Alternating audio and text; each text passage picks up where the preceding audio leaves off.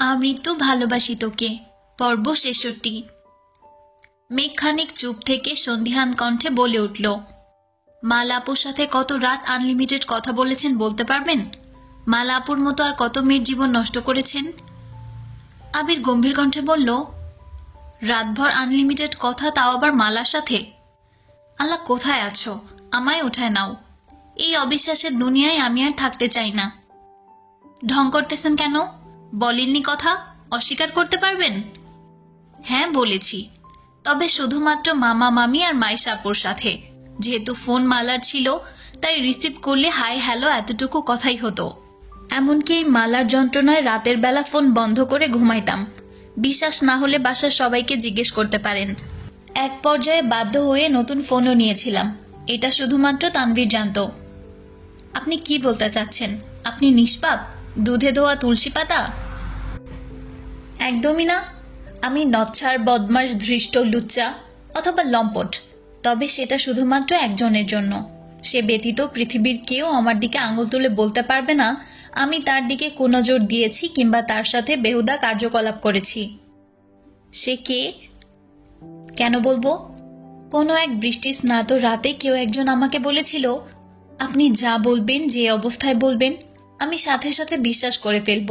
তার বিশ্বাস এতটাই ঠুনকো যে কেউ কিছু বললেই তার বিশ্বাসের ঘরের বাতি নিভে যায়। তাকে আমি আমার মনের কথা কিভাবে বলবো? সে বরং তার মনের ঘরে অবিশ্বাসী পুষতে থাকুক। মেঘ আশাহত কণ্ঠে বলল, আচ্ছা সরি। আজ সরি বলছেন, দুদিন পর ভুলে যাবেন। দেখা গেল আজ থেকে ৩ মাস পর কেউ একজন এসে বলল যে সে ২ মাসের প্রেগনেন্ট আর বাচ্চার বাবা আবির। আপনিও নাচতে নাচতে সে কথা বিশ্বাস করে ফেলবেন। অথচ আবির ৪ মাস যাবৎ দেশের বাহিরে। আমি এতটাও নির্বোধ নই। তা ঠিক কতটুকু চতুর আপনি? আপনাকে রাগানোর জন্য কেউ ইচ্ছেকৃত আজে বাজে কথা বলেছে, আর আপনি সবকিছু বুঝতে পেরেও রাগ করে বসে আছেন। বাহ! একটা সময় পর্যন্ত মালা আমাকে খুব জ্বালিয়েছে, এটা আমি অস্বীকার করছি না। কিন্তু গত ৬ মাসের উপরে মালার সাথে আমার কোনো যোগাযোগই হয়নি। এখন বিশ্বাস করা না করা আপনার উপর। বললাম তো সরি। ঠিক আছে, এখন খেতে যান। আপনি খেয়েছেন? না, খাবো। আচ্ছা, আল্লাহ হাফেজ। আল্লাহ হাফেজ। দিন কাটছে দ্রুত গতিতে। প্রত্যেকে নিজেদের নিয়ে ব্যস্ত। আবির না থাকায় অফিসের কাজের চাপ আলী আহমদ খানকে একা সামলাতে হচ্ছে। মোজাম্মেল খানকে ঢাকা আর রাজশাহীতে দৌড়াদৌড়ি করতে হচ্ছে। তানভীর নিজেও প্রচুর ব্যস্ত হয়ে গেছে। পুরোদমে পরীক্ষার প্রিপারেশন নিচ্ছে, সাথে আবিরের অফিসের কিছু কাজকর্ম সামলাতে হচ্ছে। তবে মেঘ একদমই রিল্যাক্সে আছে। সকালবেলা আবিরের কলেই ঘুম ভাঙে তার। টুকটাক কথা বলে ফ্রেশ হয়ে নামাজ পড়তে বসে। সারাদিন ভার্সিটি ঘোরাঘুরির ফাঁকেও আবিরকে মেসেজের পর মেসেজ করে। আবিরও যথাসম্ভব মেঘের মেসেজের রিপ্লাই দেওয়ার চেষ্টা করে। সারাক্ষণ মেসেজে আর অডিও কলে কথা বললেও কেউ কাউকে ভিডিও কল দেয় না। সন্ধ্যায় বাসার সবার সাথে ভিডিও কলে কথা বললেও মেঘের সাথে তেমন কথা হয় না। মেসেজে করা দুষ্টামির জন্য মেঘ লজ্জায় ভিডিও কলে আবিরের দিকে তাকাতেই পারে না। অন্যদিকে আবির কথা বলতে গেলে তুই, তুমি আর আপনি মিক্সড করে ফেলে। আশেপাশে মা, কাকিয়া, মিম আদি থাকে। মাঝে মাঝে আলী আহমদ খানও থাকেন। সবার সামনে এভাবে কথা আটকে যাওয়া, মেঘের লাজুক চেহারা দেখে নিজেকে সংযত রাখতে না পারা, সবকিছুর জন্য ভিডিও কলে মেঘের সঙ্গে কথা বলতেই চায় না। মাসখানেক কেটে গেছে। তানভীরের ফাইনাল ইয়ারের পরীক্ষা চলছে। আজও পরীক্ষা আছে, তাই সময় মতো পরীক্ষা দিতে গেছে। মিমরা কেউ বাসায় নেই। সারাদিন একা একা কিছুই ভালো লাগছে না মেঘের। আবিরের সঙ্গে দুপুরেই কথা হয়েছে। একটু পর মিটিং আছে বলে ঠিকমতো কথাও বলতে পারিনি। মেঘ ফোন হাতে নিয়ে নিচে যাচ্ছিল। তানভীরের রুম পর্যন্ত এসে হঠাৎই থেমে গেছে। রুমের দরজাটা খোলা। মেঘ দরজা থেকে রুমে উকি দিতেই দেখল রুম এলোমেলো হয়ে আছে। সচরাচর মেঘ তানভীরের রুমেই যায় না। রুম গোছানোর তো প্রশ্নই আসে না। রুমের বেহাল অবস্থা দেখে নিজেরই ইচ্ছে হলো রুমটা গুছিয়ে দেওয়ার। টেবিল আর বিছানায় বই খাতা ছড়াছড়ি। গতকালের ধোয়ার শার্টগুলো এমনি পড়ে আছে। মেঘ গুনগুন করে গান গাইতেছে আর একটা একটা করে শার্ট ইস্ত্রি করছে। প্রায় ঘন্টা ২ সময় নিয়ে সবগুলো গুছিয়ে শার্টগুলো ওয়ার্ড্রোবে রাখতে গিয়ে দেখল ওয়ার্ড্রোবের অবস্থা আরো খারাপ। শার্ট প্যান্ট আর টি শার্ট যাচ্ছে তাই অবস্থায় ফেলে রেখেছে।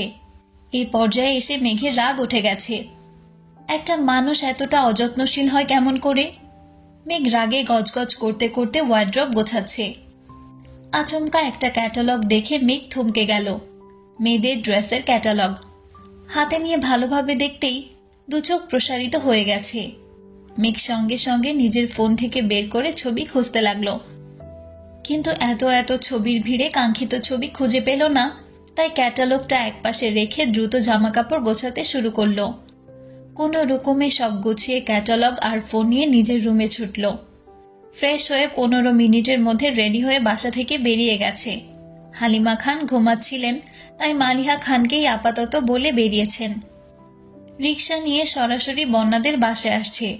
বন্যার বাসায়ও তেমন কেউ নেই। আপু আর আঙ্কেল অফিসে, বন্যার ভাইও খেলতে বেরিয়েছে। অনেকক্ষণ দরজায় ডাকার পর বন্যার আম্মু এসে দরজা খুলে দিল। মেঘ সালাম দিয়ে ভালো মন্দ জিজ্ঞেস করেই বন্যার রুমে ছুটল। বন্যা বেঘরে ঘুমোচ্ছে। পরপর দুবার ডাকতেই বন্যার ঘুম ভেঙেছে। মেঘকে দেখে বন্যা একলাফে শোয়া থেকে উঠে বসেছে। কথা নেই বার্তা নেই, হুট করে বাসায় চলে আসছে। এটা যেন অবিশ্বাস্য ঘটনা। বন্যা থতমত খেয়ে জিজ্ঞেস করলো, তুই হঠাৎ আমাদের বাসায়? তোকে দেখতে মন চাচ্ছিল, তাই আসছি। সকালেই না দেখা হলো? তাতে কি হয়েছে, আসতে পারি না? এখন কি চলে যাব? এই না না, আমি এমনিই বলছিলাম। কল দিয়ে জানালিও না হুট করে আসছিস তার জন্য। তোর ভাই জানে? না, ভাইয়া পরীক্ষা দিতে গেছে। আচ্ছা শোন, তোর ঈদের ড্রেসটা একটু বের কর তো, যেটা গিফট পাইছিলি। কেন? দেখবো একটু। ওই ড্রেস দেখতে বাসায় আসছিস? বললেই ছবি পাঠিয়ে দিতাম। তুই বড্ড বেশি কথা বলিস, চুপচাপ ড্রেস বের করে দে। বন্যা উঠে ওয়ার্ড্রপ থেকে ড্রেস বের করে মেঘের হাতে দিয়ে ওয়াশরুমে চলে গেছে। মেঘ প্যাকেট থেকে ড্রেসটা বের করতে করতে বন্যা এসে শান্ত কণ্ঠে শুধালো, কি হয়েছে বলবি? মেঘ কপট রাগে স্বরে বলল, আমার জন্য সেমাইয়ের বরফি নিয়ে আয়। আছেই কিনা কি জানি, না থাকলে বানিয়ে নিয়ে আসবি, যা এখন। মেঘের এমন আচরণের মানে বুঝল না বন্যা। তবুও মেঘের কথা মতো বরফি আনতে নিচে চলে গেল। গতকাল বিকেলে আপু আর বন্যা মিলে সেমাইয়ের বরফি বানিয়েছিল। সকালে সেখান থেকেই কয়েকটা মেঘের জন্য নিয়েছিল, কিন্তু মিষ্টি আর মিনহাজ দেখে ফেলায় মেঘের ভাগ থেকে ওদেরকেও ভাগ দিতে হয়েছিল। এদিকে মেঘ ড্রেসটা বিছানার উপর ছড়িয়ে রেখে ব্যাগ থেকে সেই ক্যাটালগটা বের করে ভালোভাবে পরখ করতে লাগলো। ক্যাটালগ আর ড্রেসের কালার ব্যতীত বিন্দুমাত্র পার্থক্য নেই। মেঘের ঠোঁট জুড়ে মুচকি হাসি।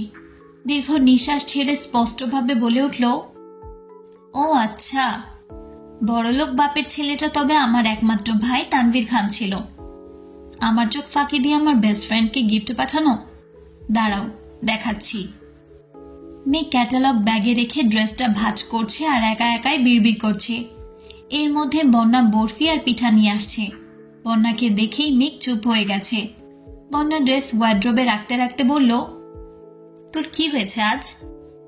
উত্তর না দিয়ে মেঘ প্রশ্ন করল, এই ড্রেসের মালিকের সন্ধান পেয়েছিলি?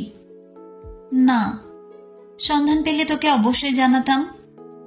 মেঘ খাচ্ছে আর আনমনে হাবিজাবি ভাবছে। বন্যা একা একাই কথা বলছে, কিন্তু সেসব কথা মেঘের মস্তিষ্কে ঢুকছেই না। বন্যার আম্মু ডাকছে শুনে বন্যা আবারও নিচে গেল। মেঘের মস্তিষ্কে দ্বিধাদ্বন্দ্বের আনাগোনা চলছে। এই ড্রেস তানভীর পাঠিয়েছে, এটা 100% শিওর। বন্যার প্রতি কেয়ার দেখে মেঘের আগেও সন্দেহ হয়েছিল, তবে আজ মোটামুটি নিশ্চিত হয়ে গেছে। কিন্তু বন্যার মনে কি চলছে এখনো বোঝা যাচ্ছে না। এর মধ্যে আবির কল দিয়েছে। মেঘ কল রিসিভ করে উত্তেজিত কণ্ঠে বলল, আসসালামু আলাইকুম। ওয়ালাইকুম আসসালাম। কি ব্যাপার, কোথায় আপনি? বন্যাদের বাসায় আসছি। কেন? গুরুত্বপূর্ণ কাজ ছিল। কি কাজ বলা যাবে? আপনি জানেন। এটুকু বলতেই বন্যার রুমে আসছে। মেঘ কথাটা গিলে স্বাভাবিক কণ্ঠে বলল, আপনার মিটিং শেষ? কি বলতে চাইছিলেন? কিছু না, এখন রাখছি, পরে কথা বলবো। মেঘ কল কাটতেই বন্যা চাপা স্বরে বলল, আজ একটা আপনি নেই বলে কেউ ফোন দিয়ে খোঁজও নেয় না। আমাদের বাসায় আসছিল 20 মিনিটও হয়নি, এর মধ্যে ফোন দিয়ে ফেলেছে। এত প্রেম! মেঘ মেকি স্বরে বলল, আমি তোর মতো অনুভূতি চাপিয়ে রাখতে পারি না। তুই কাউকে পছন্দ করলে বল, আপনি ব্যবস্থা না হয় আমি করে দিব। আমার পছন্দের কেউ নেই, এমনি মজা করলাম তোর সাথে। সত্যি কেউ নেই? বন্যা সন্দেহের দৃষ্টিতে তাকিয়ে রাগী স্বরে বলল, থাকলে কি তোকে বলতাম না? কি জানি, নাও বলতে পারিস। তোর আজ হয়েছে কি, বলবি আমাকে? তেরা তেরা কথা কেন বলছিস? কিছু হয়নি। বন্যা আর মেঘের আরো কিছুক্ষণ আলাপচারিতা চলল। মেঘ আজ তেমন কিছু বলতেই পারছে না।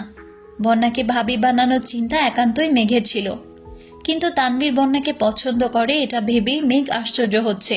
তার থেকেও বড় কষ্ট এটাই যে তানভীর আজ পর্যন্ত মেঘকে একটাবার বলার প্রয়োজনও মনে করেনি। তানভীর পরীক্ষা শেষে বাসায় ফিরে মেঘকে না পেয়ে সঙ্গে সঙ্গে কল দিয়েছে। মেঘ ওয়াশরুমে ছিল, তাই বন্যা কল রিসিভ করেছে। তানভীর উদ্বিগ্ন কণ্ঠে শোধালো, কোথায় তুই? মেঘ আমাদের বাসায় আসছে। বন্যার কণ্ঠ শুনে তানভীর গলা ঝেড়ে বলল, আশেপাশে বনু থাকলে ফোনটা দাও। আপনার বোনও আশেপাশে থাকলে নিশ্চয়ই আমি ফোনটা রিসিভ করতাম না। মেঘ ওয়াশরুমে। ও, বের হলে আমাকে কল দিতে বলো। বন্যা পরীক্ষার কথা জিজ্ঞেস করতে যাবে, তার মধ্যেই কল কেটে দিয়েছে। মেঘ আসতেই বন্যা জানিয়েছে। মেঘ কল কেটে দিতে গিয়ে খেয়াল করলো ফোনে ব্যালেন্স নেই। ততক্ষণে বন্যা নাস্তার প্লেটগুলো নিয়ে নিচে চলে গেছে। বন্যার ফোনের লক মেঘের আগেই জানা ছিল। মেঘ স্বাভাবিকভাবেই বন্যার ফোন হাতে নিয়ে লক খুলে তানভীরের নাম্বার লিখতে শুরু করলো। 5-6টা ডিজিট লিখতেই ভিলেন নামে সেভ করা তানভীরের নাম্বার ভেসে উঠেছে। মেঘ ভাবলেশহীন চোখে চেয়ে আছে। হাসবে নাকি রাগ করবে সেটাই বুঝতে পারছে না। ভাইয়ের প্রতি অতিরিক্ত ভালোবাসায় রাগটা প্রকাশ পেল। বন্যা রুমে আসতেই মেঘ বাজখায় কণ্ঠে বলে উঠল, ভাইয়ার নাম্বার ভিলেন দিয়ে সেভ করছিস কেন? এমনি। আমার ভাই কি তোর সাথে এমন কিছু করেছি? কিছুই করেনি।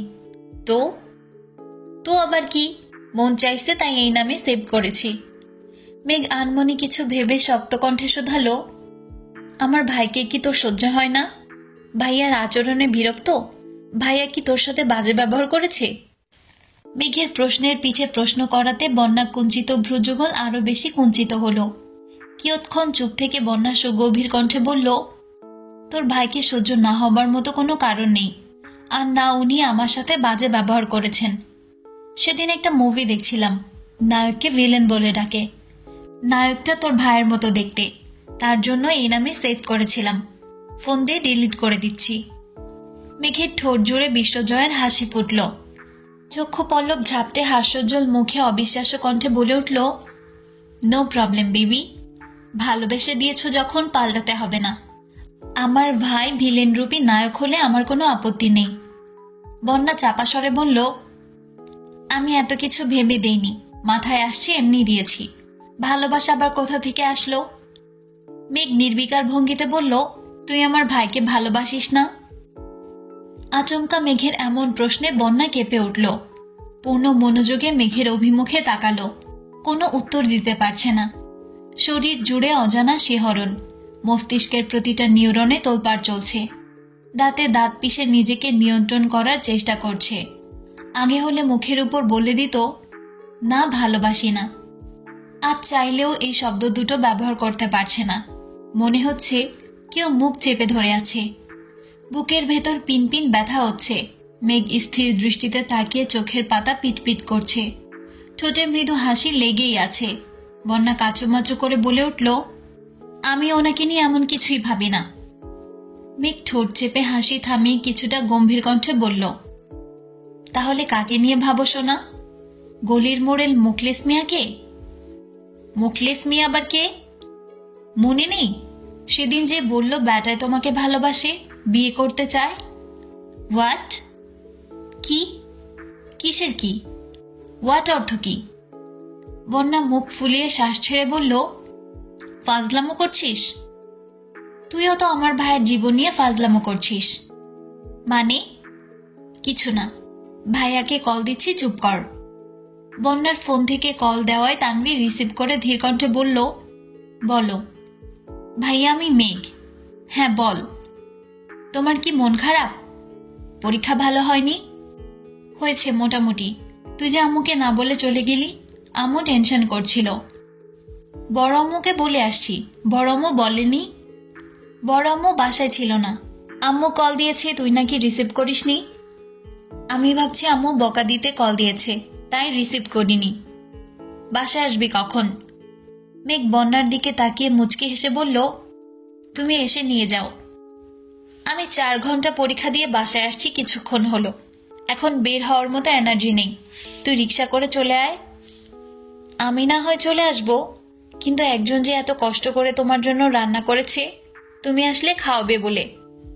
বন্যা তড়িৎ বেগে মেঘের মুখ চেপে ধরেছে। তানভীর ভ্রু কুচকে প্রশ্ন করল, কে? মেঘ বন্যার হাত সরিয়ে আস্তে করে বলল, বন্যা। ও, তাকে রান্না করতে বারণ কর আর তুই তাড়াতাড়ি বাসায় চলে আয়। আমি কিছু বলতে পারবো না। বন্যা এত কষ্ট করে রান্না করেছে, আর তুমি এমন আচরণ করছো। তুমি এসে আমায় নিয়ে যাবে, এটাই ফাইনাল। আর না হয় আমি এখানেই থাকবো। বাই। বন্যা অগ্নিদৃষ্টিতে তাকিয়ে বলল, আমি তোর ভাইয়ের জন্য রান্না করছি? না, কিন্তু এখন করবি। আমি পারবো না। আমার একমাত্র ভাই আসতেছে। যত্নের কোনো ত্রুটি থাকলে তোর আব্বু আম্মু আর বড় আপুকে ইচ্ছে মতো বিচার দিব। সাথে আমার স্পেশাল নাটক ফ্রি। এমন ভাবে বলছিস যেন আমি ওনার স্পেশাল কেউ, আর ওনার যত্ন নিতে আমি বাধ্য। মেঘ ব্যাগ নিয়ে বের হতে হতে বলল, হয়েছে স্পেশাল কেউ, কে বারণ করেছে? মেঘ ড্রয়িং রুমে বসে বন্যার আম্মুর সঙ্গে গল্প করছে, আর বারবার বন্যাকে ডেকে বলছে, ভাইয়ার কিন্তু ডিম বেশি দেওয়া নুডলস পছন্দ। মশলা চা করিস, এটাও ভাইয়ার পছন্দ।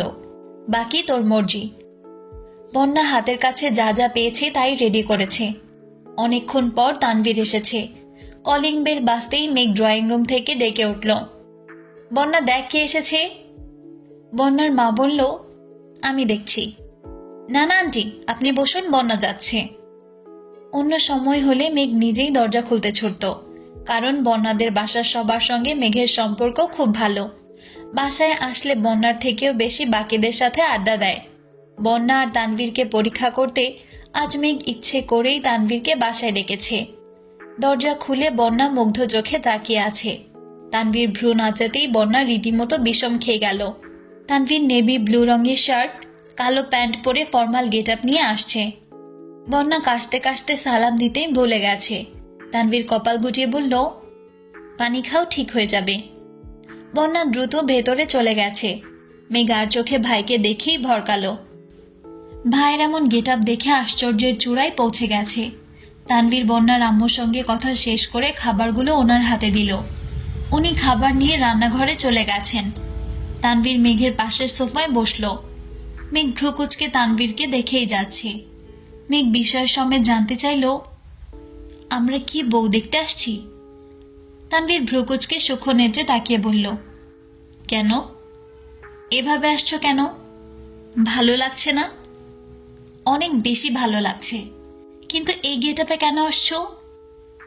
ধোয়া শার্টগুলো সব ইস্ত্রি করে রেখেছিস, তাই ভাবলাম ফর্মাল গেটআপে আসলে তোর ভালো লাগবে। মেঘ সন্দেহের দৃষ্টিতে তাকিয়ে মেকি স্বরে বলল, আমার ভালো লাগবে তাই? অন্য কোনো কারণ নাই? আর কি কারণ থাকবে? এর মধ্যে বন্যা 2 কাপ চা নিয়ে আসছে। মেঘ একটা কাপ হাতে নিতে নিতে স্পষ্ট বলল, ভাইয়া চিনি কম খায়, তোকে বলতে মনে নেই। বন্যা মৃদু হেসে বলল, চিনি কমই দিয়েছি। মেঘ এবার দ্বিতীয় দফায় আশ্চর্য হলো, কি হচ্ছে এসব? মেঘ নিজেই নিজের কপাল চাপড়ে মনে মনে বলল, ছি, এত বেকুবো মানুষ হয়। আবির ভাই ঠিকই বলে, আমি আসলেই নির্বোধ। আমি তাদের মেলানোর জন্য ঝড় তুফানের সঙ্গে যুদ্ধ করছি, এদিকে তারা অলরেডি মনে মনে দুজন দুজনের প্রেমে হাবুডুবু খাচ্ছে। বাহ, অসাধারণ। তানভীর চা খাচ্ছে। বন্যা রান্নাঘরের দরজা থেকে নিপুণ দৃষ্টিতে তানভীরকে দেখছে। ফর্মাল ড্রেসে সব ছেলেদের অন্যরকম সুন্দর লাগে। বন্যা না চাইতেও বারবার তানভীরের প্রতি দৃষ্টি আটকাচ্ছে। বুকের ভেতর হৃৎপিণ্ডটা প্রচন্ড বেগে ওঠানামা করছে। কানের লতি গরম হয়ে যাচ্ছে। মেঘ চা শেষ করে কাপ রাখতে গিয়ে বন্যার দিকে নজর পড়ল। মেঘ মনে মনে বিড়বিড় করল, আর একবার বলিস শুধু আমার ভাইকে ভালোবাসিস না, এমন মায়ের দিব কাঁদতে কাঁদতে বলবি আই লাভ তানভীর। তানভীর তাকাতেই বন্যার সঙ্গে চোখাচোখি হলো। বন্যা থতমত খেয়ে চোখ নামিয়ে সরিয়ে নিয়েছে। তানভীর আর চোখে চেয়ে আছে, ঠোঁটের কোণে মৃদু হাসি ফুটল। মেঘ সারাবেলা বন্যা আর তানভীরের কর্মকাণ্ড দেখলো আর একা একাই বিড়বিড় করলো।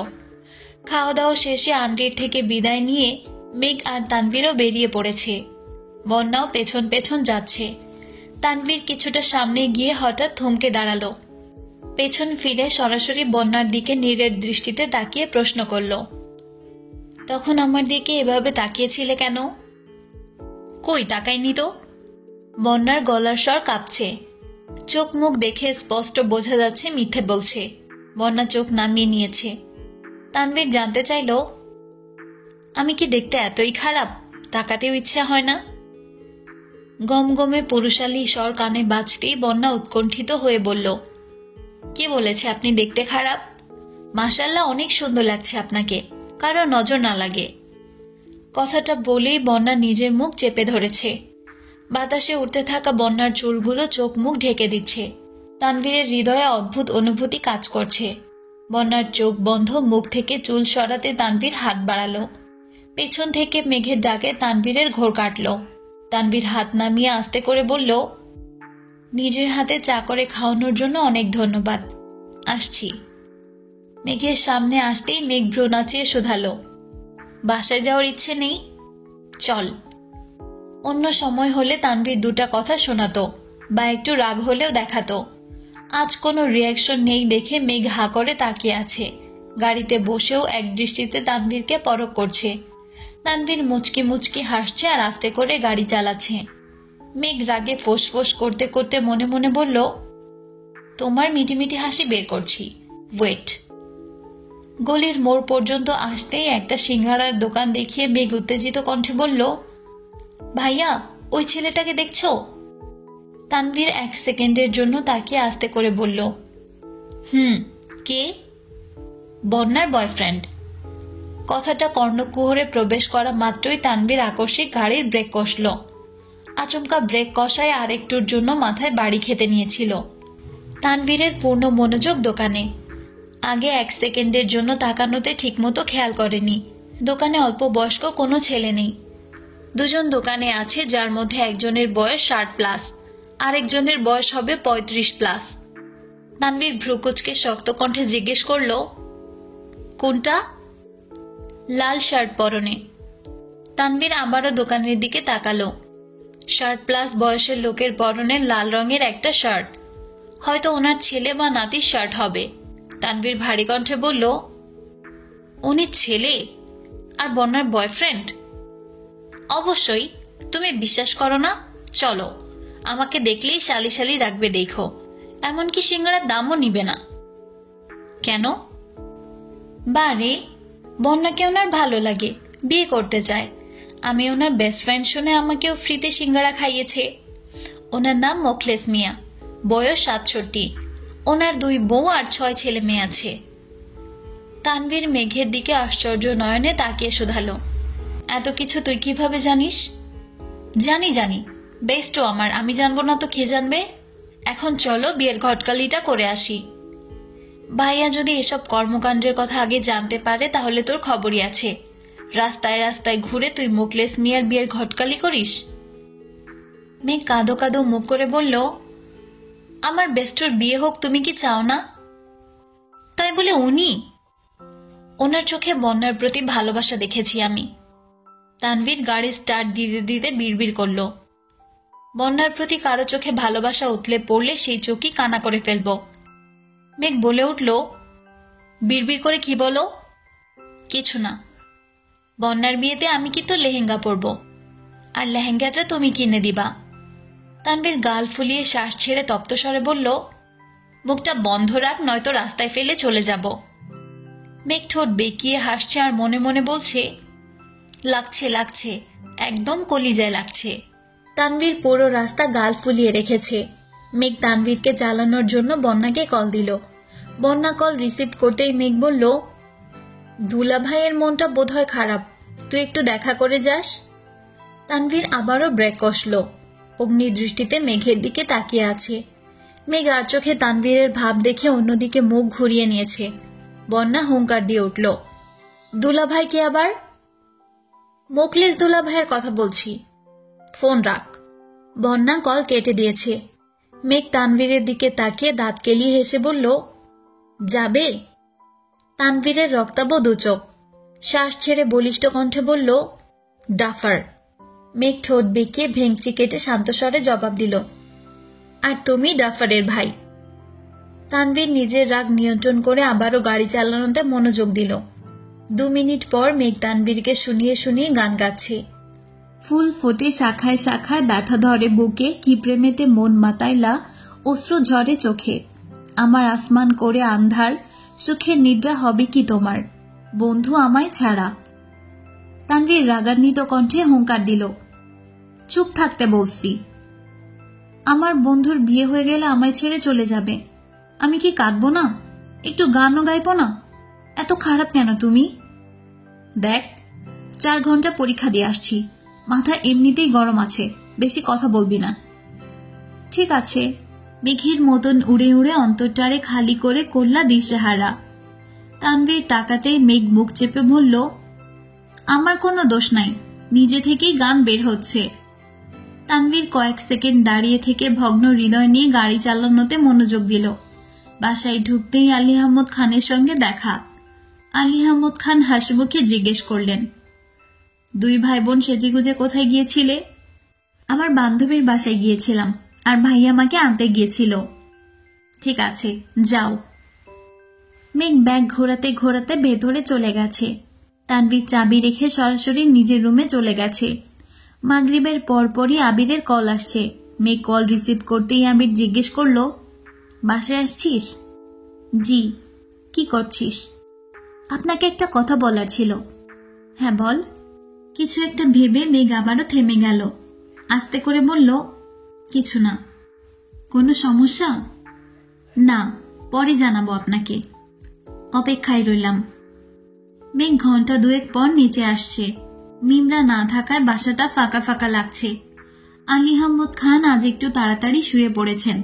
হালিমা খান আর মালিহা খান সোফায় বসে গল্প করছেন। মেঘ হালিমা খানের কোলে মাথা রেখে শুয়ে শুয়ে টিভি দেখছে। তানভীর সন্ধ্যা থেকে বাসায় নেই। বেশ কিছুক্ষণ যাবৎ আবির মেঘকে মেসেজ কল দিচ্ছে। মেঘের হাতে ঘড়ি নেই, ফোনও সাইলেন্ট করা, তাই বুঝতে পারেনি। হালিমা খানরা উঠে রান্নাঘরের দিকে চলে গেছে। মেঘ আনমনে ফোনের পাওয়ার বাটন চাপতেই আবিরের 7টা কল আর অনেকগুলো মেসেজ চোখে পড়ল। মেঘ লাফিয়ে উঠে তড়িঘড়ি করে আবিরকে কল দিল। বারবার ওয়ার্নিং দেওয়া সত্ত্বেও ঘড়ি রুমে রেখে এসে নিচে রিল্যাক্সে টিভি দেখেছে। সবার ভয়ে ফোন সাইলেন্ট করে রাখাটাও ইদানিং অভ্যাস হয়ে গেছে। আবির রাগান্বিত কণ্ঠে বলল, তুই কি ভালো হবি না? হব। কবে? পরশুদিন। আজ কি সমস্যা?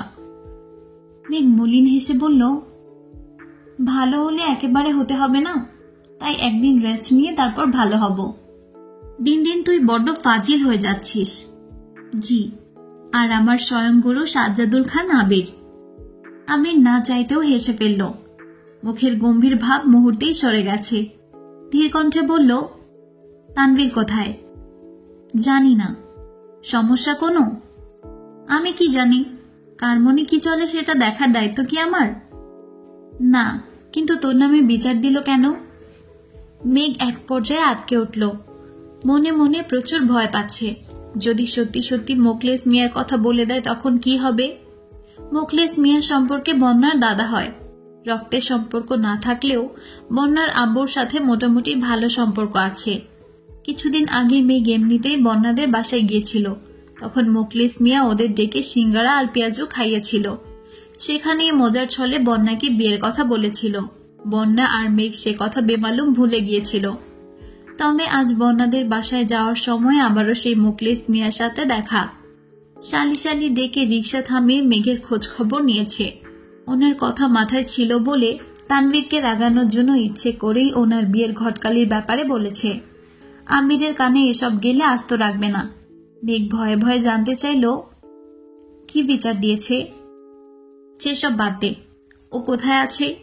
ফোন দিচ্ছি, রিসিভও করছে না। কি হয়েছে একটু বলবি? মেঘ নাক টেনে কাঁদো কাঁদো কণ্ঠে বলল, ও, আপনি এতগুলো কল ভাইয়ার জন্য দিচ্ছিলেন? আর আমিও ভাবলাম আমার জন্য। আমাকে একটাবার জিজ্ঞেস করলে না আমি ঠিক আছি কিনা? আল্লাহ ওনার আগে আমায় উঠায় নাও। স্বার্থপর দুনিয়ায় আমি আর থাকতে চাই না। আবির শ্বাস ছেড়ে গম্ভীর কণ্ঠে বলতে শুরু করলো, আর যাই করিস না কেন, তানভীরের পরীক্ষা চলছে, বিষয়টা মাথায় রাখিস। এমনিতেই পড়াশোনা করে না, পরীক্ষাগুলো ভালোভাবে শেষ করতে পারলে অন্ততপক্ষে অনার্স পাস তো করতে পারবে। যার ভাই তার খবর নাই, আরেকজনের চিন্তায় ঘুম আসছে না। এত দুশ্চিন্তা করে কি করবেন শুনি? কেজি দরে দুশ্চিন্তা বিক্রি করবেন? তার থেকে বরং আমার উপর ছেড়ে দেন, আমি সবকিছু দেখে নেব। রিল্যাক্সে ঘুমান আপনি। আমি শুকনো মুখে বেশম খেলো, কাশতে কাশতে বলল, আমার দুশ্চিন্তার গুরু স্বয়ং মাহাদিবা খান মেঘ। মালিয়া খান খেতে ডাকছে, তাই তাড়াতাড়ি কল কেটে মেঘ খেতে চলে গেছে। খাবার টেবিলে কেবল 3 জন।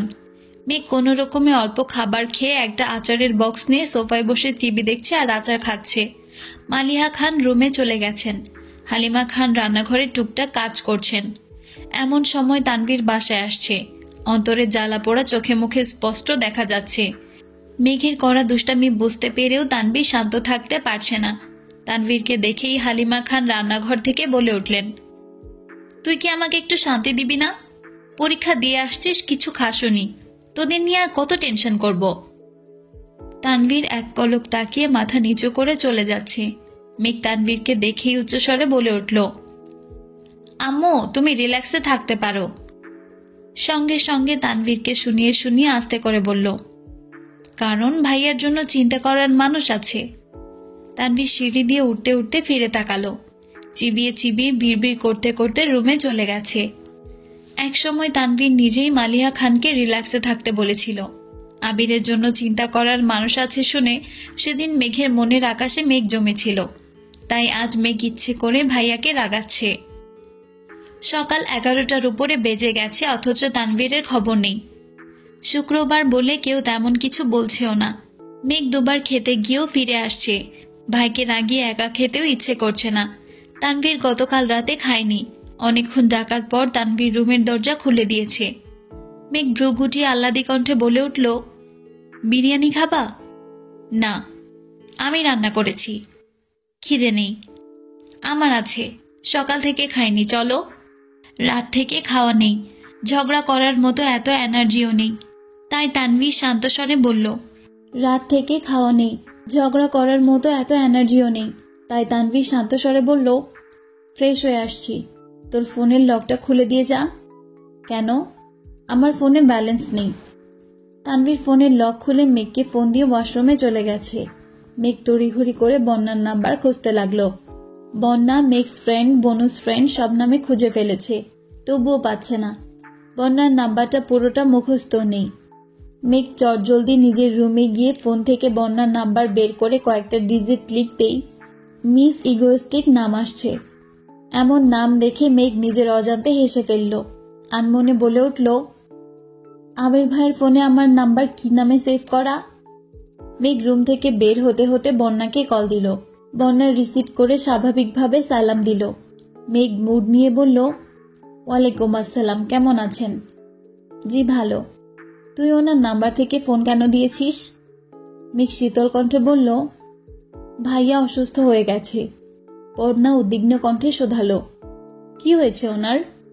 তোদের বাসায় চা খেতে গিয়ে একটা 1 গ্রামের পিঁপড়া খেয়ে ফেলেছে। পিঁপড়াটা যেতে যেতে গলার একটা কামড় দিয়েছে।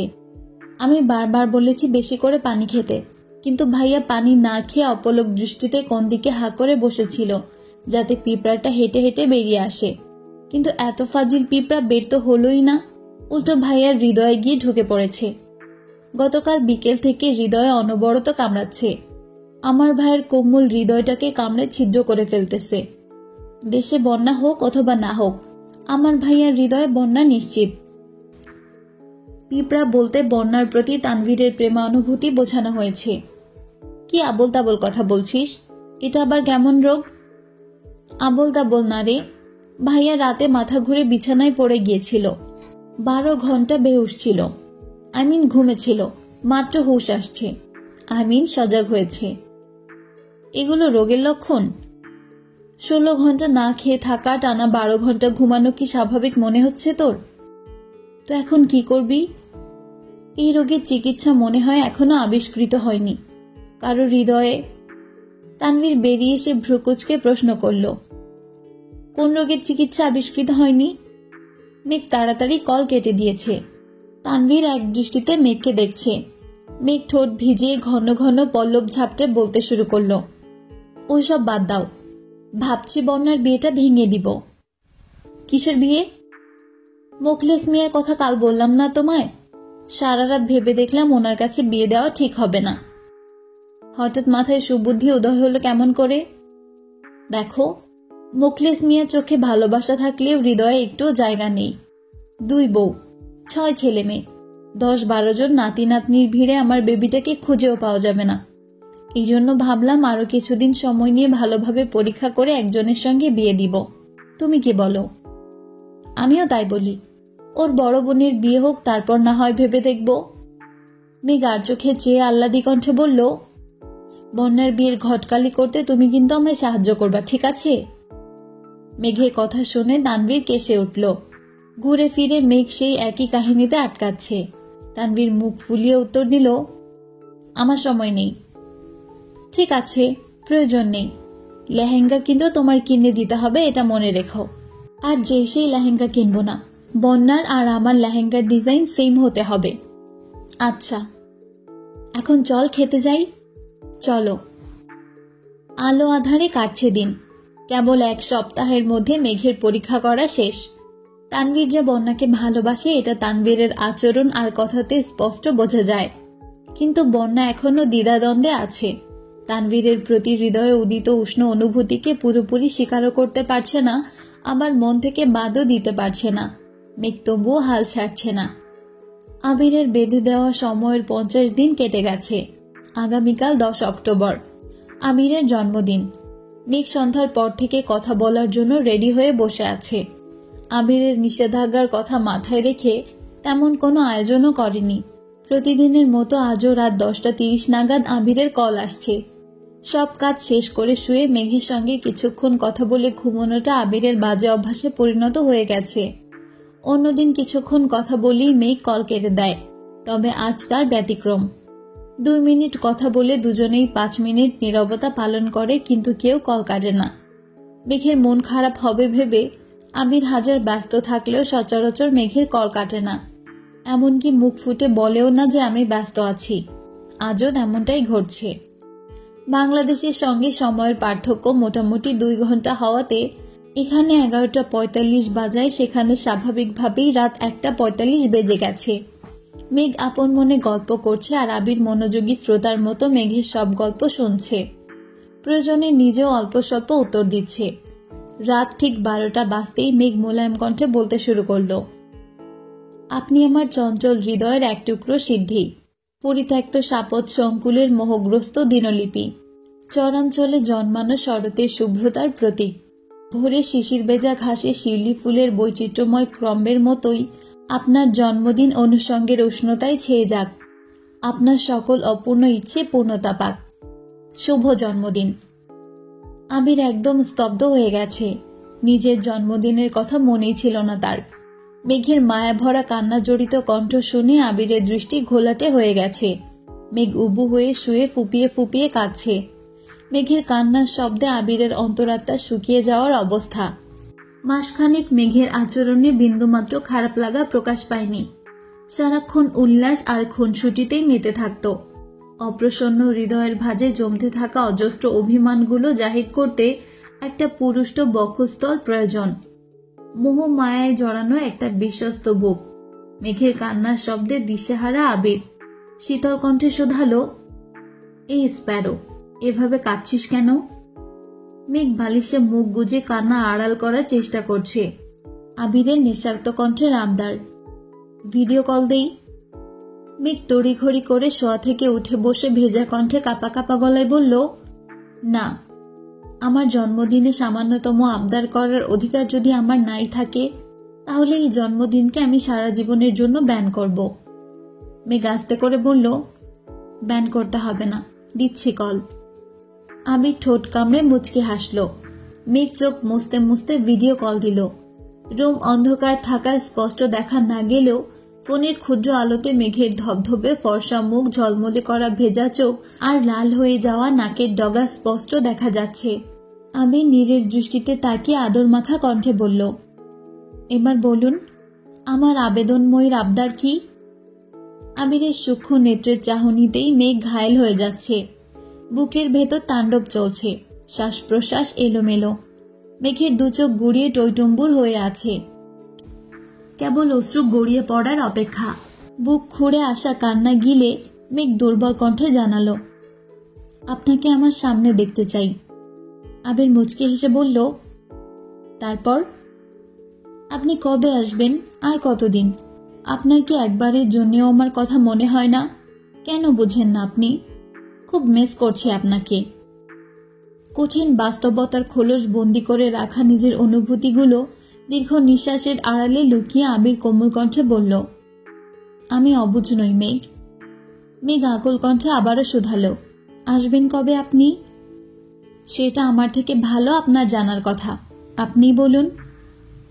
আরো 100 দিন, আমি বোধহয় মরেই যাব। আবির অগ্নি দৃষ্টিতে তাকাতেই মেঘ ভয়ে ভয়ে চোখ নামিয়ে নিয়েছে। আবিরের রুমে আলো জ্বলছে, এয়ার কন্ডিশন অন থাকা সত্ত্বেও আবিরের শরীর ঘামছে। টেবিল থেকে একটা অপ্রয়োজনীয় কার্ড হাতে নিয়ে বাতাস করছে। মেঘ গভীর মনোযোগ দিয়ে আবিরকে দেখে। হাত দিয়ে বাতাস করার কারণে ফোন কিছুটা দূরে সরিয়েছে। মেঘের নজর নগ্ন লোমশ বুকে পড়তেই লজ্জায় চোখ সরিয়ে নিয়েছে। আবির রুমের ছাদের দিকে তাকিয়ে আনমনে কিছু ভাবছে। মেঘ পল্লব ঝাপটে আবারও তাকালো। এবার নজর পড়ে থুতনির নিচে থাকা একটা কালো তিলের দিকে। শেভ করার কারণে দাড়ির আড়ালে লুকিয়ে থাকা তিলটা আজ একটু বেশি ঝলঝল করছে। মেঘ সেদিকে তাকিয়ে মুচকে হেসে ঘরে ডুবে গেছে।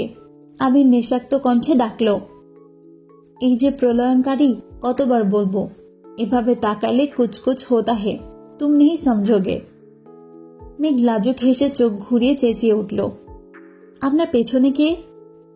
মেঘের চেঁচানোতে আবিরও লাফিয়ে উঠেছে। আশেপাশে তাকিয়ে শক্ত কণ্ঠে বলল, কোথায় কে? আমি দেখেছি, কে জানি চলে গেছে এখান থেকে। রুমে কেউ নেই, পর্দা নড়ছে, সম্ভবত এটাই চোখে পড়ছে।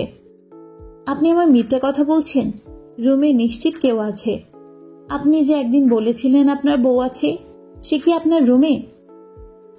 ওই একদম চুপ, কথায় কথায় চরিত্রে দাগ দিবি না বলে দিলাম। আমার চরিত্র বেলি ফুলের মতো সুগন্ধময় আর পবিত্র। ক্যামেরা ঘোরাচ্ছি, নিজের চোখে দেখ। আবির ক্যামেরা ঘুরিয়ে সম্পূর্ণ রুম ঘুরিয়ে দেখেছে।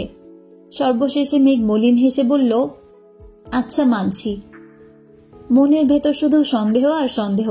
গরম পানি খেয়ে অবিশ্বাসের চারাগুলো মেরে অন্তত পক্ষে কিছু সংখ্যক বিশ্বাসের চারা রোপণ করিয়েন। ঘুম পাচ্ছে, ঘুমান। বেশ কিছুদিন কেটে গেছে।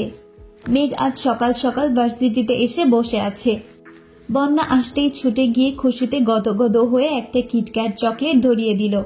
বন্যা অবাক চোখে তাকিয়ে প্রশ্ন করল, এত খুশি কেন আজ?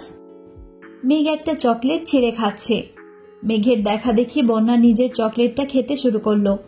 মেঘ আর বন্যা পাশাপাশি হাঁটছে। মেঘ আচমকা বলে উঠল, শুক্রবারে ভাইয়ার জন্য বউ দেখতে যাব। সঙ্গে সঙ্গে বন্যার পা থমকে গেছে, গলায় চকলেট আটকে গেছে, নির্বাক চোখে তাকিয়ে আছে। মেঘ পেছনে ঘুরে স্বাভাবিক কণ্ঠে বলল, ক্লাসে চল, মেয়ে দেখাচ্ছি। বন্যা চেহারায় বিষণ্ণতার ছাপ। অর্ধেক খাওয়া চকলেট পুনরায় মেঘকে ফেরত দিয়ে দিয়েছে। বেঞ্চে বসতেই মেঘ একটা মেয়ের ছবি বের করে দিয়েছে। বন্যা না তাকিয়ে চাপা স্বরে বলল, আমাকে দেখাচ্ছিস কেন? তুই আমার বেস্ট ফ্রেন্ড, তুই দেখবি না? দরকার নেই, দেখ না। বন্যা এবার ছবির দিকে তাকালো। মেয়েটা দেখতে তানভীরের থেকেও অনেক বেশি গুলুমুলু, দেখতে বেশ সুন্দরী। বন্যা ঢোক গিলে ছোট করে বলল, ভালো। শুধু ভালো? আমার কিন্তু অনেক বেশি পছন্দ হয়েছে। আজ আবির ভাইকে দেখাবো, ওনারও ঠিক পছন্দ হবে। বন্যা অন্যদিকে তাকিয়ে প্রশ্ন করল, তোর ভাইয়ের পছন্দ হয়েছে? ভাইয়া তো একদম পাগল হয়ে গেছে, আজ বললে আজই বিয়ে করে ফেলবে। তাছাড়া ছবিটাও ভাইয়া আমাকে দিয়েছে। মেঘ মনে মনে বলল, আল্লাহ, মিথ্যা বলছি, মাফ করে দিও প্লিজ। বন্যা ভ্রুকুচকে মেঘের দিকে কিছুক্ষণ তাকিয়ে থেকে গলা খাকারি দিয়ে বলল, ভালোই হলো, তুই তোর ভাবি পেয়ে গেছিস। হ্যাঁ, আগামীকাল শুক্রবার দেখতে যাব, তারপর বিকেলে তোর সঙ্গে দেখা করব, ঠিক আছে? আমার সঙ্গে দেখা করতে হবে কেন? মেয়ে পছন্দ হয়েছে কিনা এটা জানাতে হবে না? তার প্রয়োজন নেই, বিয়ে হলে নিশ্চয় শুনব। বন্যার গলা কাঁপছে, কথা বলতে পারছে না। মেঘ আর চোখে তাকিয়ে বন্যার হাব ভাব দেখে উত্তেজিত কণ্ঠে বলল, তুই বস, আমি আবির ভাইয়ের সাথে কথা বলে আসছি। বন্যা ব্যাগে মুখ গুজে বসে আছে। মেঘ ফোন নিয়ে বেরিয়ে গেছে। 10 থেকে 15 মিনিট পর মিষ্টি মিনহাজদের সঙ্গে রুমে আসছে। বন্যা তখনও মুখ গুজেই বসে আছে। মিষ্টি ডাকতেই বন্যা মুখ তুলে তাকালো। চোখ মুখ লাল হয়ে আছে। বন্যা বরাবরই আবেগ চেপে রাখে। তার রাগ অভিমানের বহিঃপ্রকাশ তেমন ঘটে না, কিন্তু আজ যেন বন্যার অন্য রূপ ভেসে উঠেছে। মিষ্টি মাঝখানে বসেছে, মেঘ আর বন্যা দুপাশে। বন্যার দৃষ্টি জানালার দিকে, এক দৃষ্টিতে বাইরে তাকিয়ে আছে। মেঘ মিষ্টিকে একটা একটা করে ড্রেস দেখাচ্ছে। তানভীরের বিয়ের উপলক্ষে অনলাইনে লেহেঙ্গা শাড়ি পছন্দ করছে। বন্যা সেসব না দেখলেও সবকিছু ঠিকই কানে যাচ্ছে। এক পর্যায়ে মিষ্টি বলল, আবির ভাই বড় না? আবির ভাইয়ের বিয়ে রেখে তানভীর ভাইকে বিয়ে করাবে? আবির ভাইয়ের বউ ফিক্সড মানে আমি তো ফিক্সডই। এখন শুধু দেশে ফেরার অপেক্ষা। এর মধ্যে ভাইয়ের জন্য মেয়ে ঠিক করে রাখবো, প্রয়োজনে আংটি পরিয়ে রাখবো। তারপর 2 ভাই একসঙ্গে বিয়ে করব। আমিও বাসাতেই থাকবো, ভাইয়াও বাসায় থাকবে। শুধু নতুন ভাবির আগমন ঘটবে। মিষ্টি বন্যার দিকে তাকিয়ে বলল, তুই না বলেছিলি বন্যাকে ভাবি বানাবি? তখন মজা করে বলেছিলাম, কোথায় আমাদের ব্রিলিয়ান্ট বন্যা আর কোথায় আমার বেপরোয়া ভণ্ড ভাই তানভীর? দুজনকে মানাবে নাকি? কিন্তু কোনো কিন্তু না। বন্যার সামনে আবার এসব কথা বলছিস? তুই জানিস না, বন্যার এসব শুনতে ভালো লাগে না। আমার ভাইকে বন্যা 2 চোখের 1 চোখেও সহ্য করতে পারে না। সেখানে আমার ভাইকে বিয়ে করার প্রশ্নই আসে না। চুপ কর। বন্যা নির্বাক চোখে মেঘের দিকে তাকিয়ে আছে। মেঘের চোখে মুখে উজ্জ্বলতার ছিটে ফোটাও নেই। সিরিয়াস মুডে কথাগুলো বলছে। বন্যার অন্তর জ্বলছে, চোখ রক্তাভ হয়ে আছে। টলমল করছে চোখ। যে কোনো মুহূর্তে বাঁধ ভেঙে কান্না শুরু হবে। বন্যা দাঁড়িয়ে আস্তে করে বলল, সাইড দে। কোথায় যাবি? ওয়াশরুমে। ক্লাস শেষে বেরিয়ে আসতেই তানভীরের সঙ্গে দেখা। মেঘি মেসেজ করে আসতে বলছে। ইদানিং অফিসে যাওয়ার কারণে তানভীরের ড্রেস আপেও বেশ পরিবর্তন এসেছে। আজ একটা চেক ইন শার্ট পরেছে, চোখে সানগ্লাস, হাতে বন্যার দেওয়া সেই ঘড়িটা। বন্যা এক পলক তাকিয়ে সঙ্গে সঙ্গে চোখ সরিয়ে নিয়েছে। আজ সালাম পর্যন্ত দিচ্ছে না। কাছাকাছি আসতেই তানভীর সালাম দিল। বন্যা উত্তর দিচ্ছে না দেখে মেঘি সালামের উত্তর দিল। তানভীর বন্যাকে উদ্দেশ্য করে প্রশ্ন করল, কেমন আছো?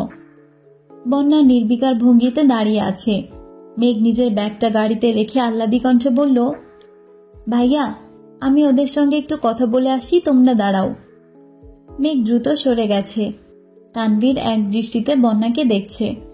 বন্যার উত্তর না পেয়ে দ্বিতীয়বার প্রশ্ন করল, তোমার কানে কোনো সমস্যা? কথা শোনো না? বন্যা চোখ তুলে তাকাতেই তানভীরের বুকের ভেতরটা ছ্যাদ করে উঠেছে। বন্যার ফ্যাকাশে চোখ মুখ দেখে উদ্বিগ্ন কণ্ঠে শোধালো, কি হয়েছে তোমার? তুমি কি অসুস্থ? না, ঠিক আছি। তোমাকে দেখে একদমই ঠিক লাগছে না। ডাক্তার দেখিয়েছো? আমি চলে যাচ্ছি, মেয়েকে বলে দিয়েন। বন্যা পা বাড়াতেই তানভীর বন্যার বাহু চেপে ধরে শক্ত কণ্ঠে বলল, 1 পা বাড়ালে এর ফলাফল খুব খারাপ হবে। মেঘকে আসতে দেখি তানভীর হাত ছেড়ে রাগী স্বরে বলল, চুপচাপ গাড়িতে বসো।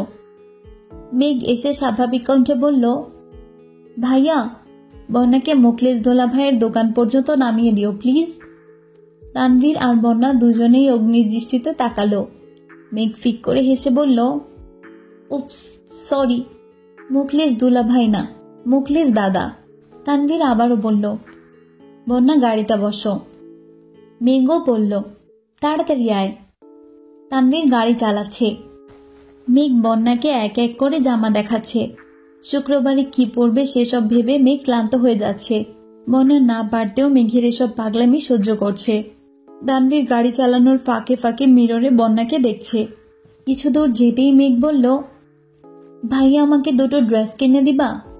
দিবনে। দিবনে না, আজই দিতে হবে। আজই?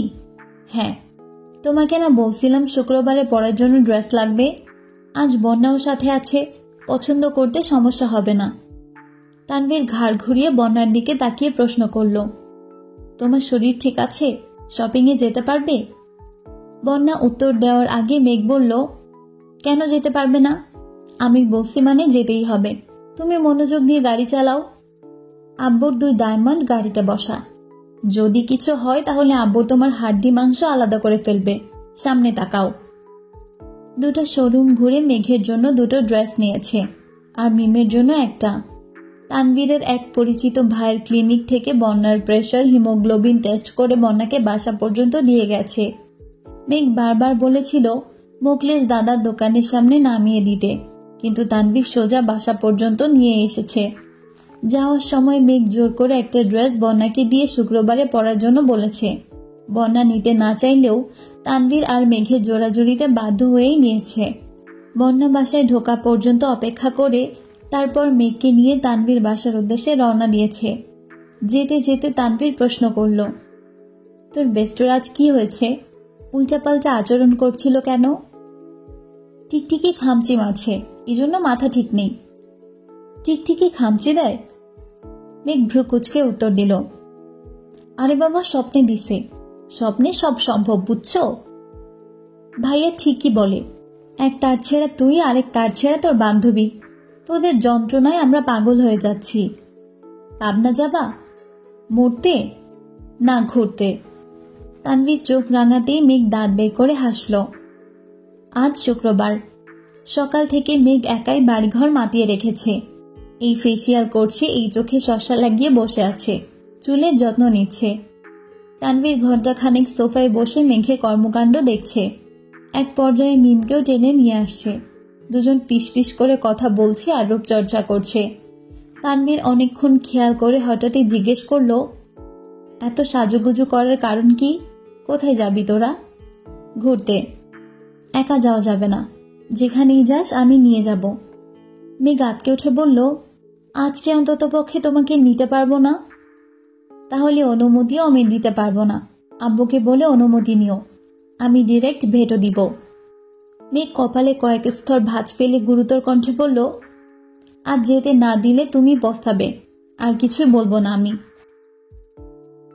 তানভীর চোখ ছোট করে গম্ভীর কণ্ঠে জানতে চাইল, আমি পস্তাবো কেন?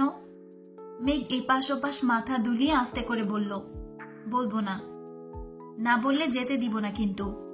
মেঘ চুল উড়িয়ে সিঁড়ি দিয়ে যেতে মেকিস্বরে বলল, তুমি যে ভেটো দিবে এটা আমি আগে থেকেই জানতাম। তাই গতকাল রাতেই বড় আব্বু, আব্বু কাকামণি, বড় আম্মু, আম্মু কাকিয়া, এমনকি আবির ভাইয়ের থেকেও অনুমতি নিয়ে ফেলেছি। কোথায় বিচার দিতে যাবে যাও। মেঘ এক প্রকার নাচতে নাচতে রুমে চলে গেছে। মিমু তার পিছু পিছু ছুটল। তানভীর রাগে কটমট করছে। ইদানিং মেঘের দুষ্টামির মাত্রা অনেক বেড়ে গেছে, একা সামলানো যাচ্ছে না।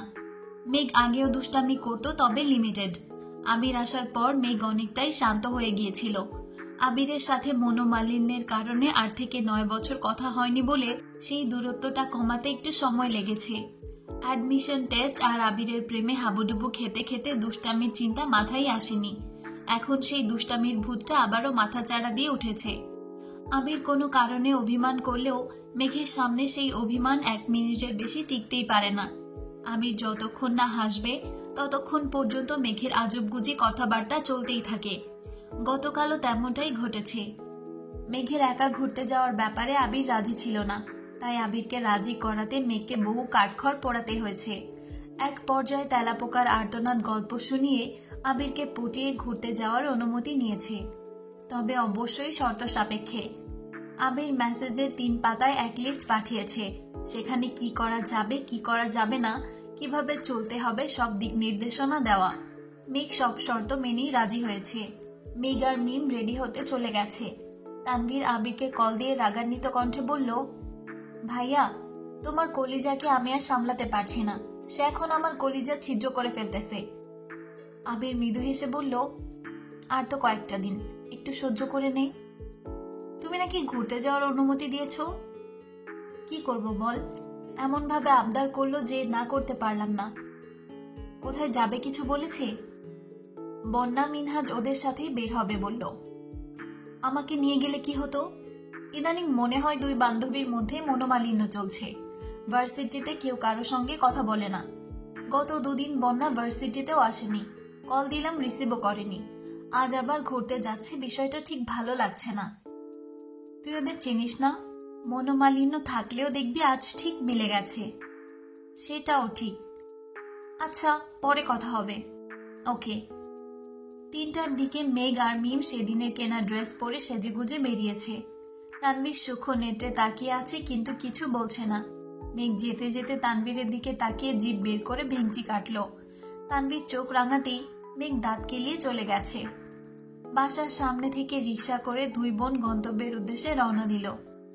ফোনের লোকেশন দেখে মিনহাজদের দেওয়া ঠিকানায় পৌঁছেছে। বন্যারা আগে থেকেই সেখানে উপস্থিত। মিনহাজ আর তামিম কাছেই একটা বাসায় থাকে। সেখানে থেকে একটা টেবিল এনে একটা খালি জায়গায় রেখে তার উপর কেকের বক্স রেখেছে। আজ তামিমের মিথ্যা জন্মদিন, সেই উপলক্ষেই এই আয়োজন। গত 5 দিনে বন্যার সাথে মেঘের ফোনে কথা হয়নি বললেই চলে। ক্লাসে দেখা হলেও মেঘ সারাক্ষণ শুধু ভাইয়ের বিয়ে নিয়েই বকবক করেছে। গত 2 দিন বন্যা ক্লাসেও আসেনি। বন্যার ব্যাপারে কথা বলার জন্য গত পরশুদিন বন্যার উপস্থিতিতে মিনহাজদের সাথে আলোচনায় বসেছিল মেঘ। মেঘের প্ল্যান জানিয়ে সবার মতামত নিয়ে সবকিছু রেডি করেছে। এমনকি মিনহাজদের থ্রেটও দিয়েছে যেন আবির বা তানভীর কিছু জানতে না পারে। সেই দিনই মিনহাজদের আনব্লক করে ফেসবুকে অ্যাড করে ওদের নিয়ে একটা গ্রুপ খুলিয়েছে। সেখানে গত 2 দিন মেঘ আর মিম যা যা করেছে সব আপডেট দিয়েছে। এমনকি গতকাল বিকেলে মিম, আদি আর মেঘ মিলে তানভীরকে জোর করে ফেসিয়াল করেছে, সেই ছবি তুলেও গ্রুপে দিয়েছে। বন্যা সব মেসেজ দেখলেও কোনো রিপ্লাই করেনি। তানভীরের ফেসিয়ালের ছবি দেওয়ার পর থেকেই বন্যা নেটেও নেই। মেঘ সন্ধ্যার পর মিষ্টিকে দিয়ে বন্যার নাম্বারে কল দিয়েছিল।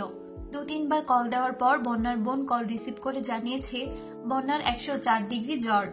রাতে মিষ্টি আর 2-3 বার কল দিয়ে খোঁজ নিয়েছে, কিন্তু মেঘ একবারও কল দেয়নি। আজ দুপুরে মিনহাজ বন্যাকে কল দিয়ে খোঁজ খবর নিয়েছে। বন্যার শরীরে তখনও জ্বরই ছিল, তবে কম। মিনহাজ তামিমের জন্মদিনের কথা জানিয়ে খুব জোরাজোরি করে রাজি করিয়েছে। সাথে এটাও বলেছে যেন মেঘের দেওয়া ড্রেসটা পরে আসে। বন্যা তখন জিজ্ঞেস করেছিল, আমি যে অসুস্থ এটা কি মেঘ জানে? মিনহাজ স্বাভাবিক কণ্ঠে উত্তর দিয়েছিল, জানলেই বাকি, মেঘের এখন তোর কথা ভাবার সময় আছে নাকি? সে তার ভাবিকে নিয়ে ব্যস্ত। বন্যার কিছু না বলেই কল কেটে দিয়েছিল। শুধুমাত্র বন্ধুদের কথা ভেবে শরীরের জ্বর নিয়েও বন্যা আসছে। মেঘ দুহাত পেছনে রেখে সোজা টেবিলের কাছে দাঁড়ালো। মিম মেঘের পাশে দাঁড়িয়ে সবাইকে সালাম দিয়ে বন্যাকে উদ্দেশ্য করে জিজ্ঞেস করলো, বন্যাপু, তুমি কি অসুস্থ? বন্যা উত্তর দেওয়ার আগেই মেঘ মিমের দিকে তাকিয়ে রাগী স্বরে বলল, তুই কি বন্যার খোঁজ নিতে আসছিস? যার জন্মদিন তাকে উইশ কর। মিম আস্তে করে বলল, সরি। মিম পরপর মিনহাজের দিকে তাকিয়ে বলল, হ্যাপি বার্থডে তামিম ভাইয়া। মিনহাজ হেসে বলল, আমি তামিম না, মিনহাজ। জানি। এখন আমি কি করব? না মানে আমার দিকে তাকিয়ে উইশ করলা তাই বললাম। ইচ্ছে করে করেছি। মানে? মিম মেকি স্বরে শোধালো, আজ কার জন্মদিন? মিম মনে মনে বিড়বিড় করল, জন্মদিনের নামগন্ধ নেই, উইশ নিয়ে পড়ে আছে। তামিম কথা কাটিয়ে বলল, আরে বাদ দে, জন্মদিন জারি হোক, কেক সবাই মিলে খাবে।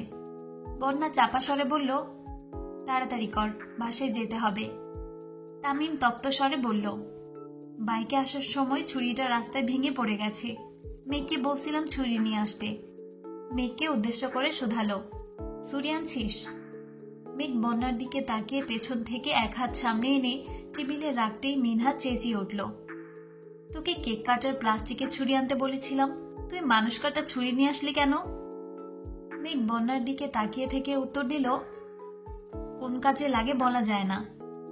তামিম চোখ বড় করে বলল, ভাবি আমাদের সেই মুডে আছে, আজ এসপার উসপার করেই ছাড়বে। বন্যা ঢোক গিলে শান্ত স্বরে বলল, ওর মুডে থাকার দিন, ও তো মুডে থাকবেই। কেক কাটলে কাট, না হয় আমি চলে যাব।